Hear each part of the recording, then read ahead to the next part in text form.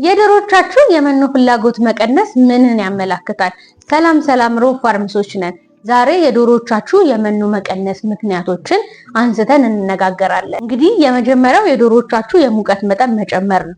እንግዲህ አንዳንድ አካባቢዎች ላይ ሞቃት የሆነ አካባቢዎች ላይ የምትሰሩ የዶሮ አርቢዎች አላችሁ። እንዲሁም ደግሞ ሞቃት ባይሆንም የምግብ አለመመገብ ብቻ ሳይሆን ከፍተኛ የሆነ የምግብ መሻማትም ሊያስከትል ይችላል። ወይም ደግሞ ቀንሰዋል ማለት የእንቁላል መጠን እየቀነሰ ይመጣል ማለት ነው። ስለዚህ ያ እንዳይሆን ማድረግ ያለብን ጥንቃቄ የመኖ አቀያየጣችሁብናል። ስለዚህ ድንገተኛ የመኖ መቀየጥ ወይም ደግሞ ድንገተኛ የመኖ ለውጥ መኖር የለበትም ማለት ነው። እንግዲህ የዛሬ ቪዲዮአችን ይሄን ይመስል ነበረ።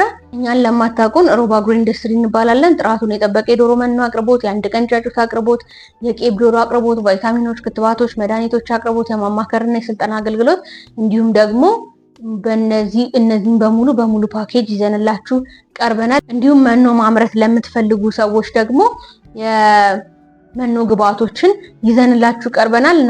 ከእናንተ የሚጠበቀው ከታች በምናስቀምጥላችሁ ስልክ ሮብ ፋርምስ እያላችሁ መደወል ነው። የዛሬው ቪዲዮአችን ይሄን ይመስል ነበረ። የመኖ ፍላጎት መቀነስ ምክንያቶቹ እነዚህ ናቸው። መፍትሄዎቹን ደግሞ ማወቅ የምትፈልጉ ከሆነ በኮሜንት ሴክሽን ላይ አሳውቁን። የዛሬው ቪዲዮአችን ይሄን ይመስል ነበር። ባይ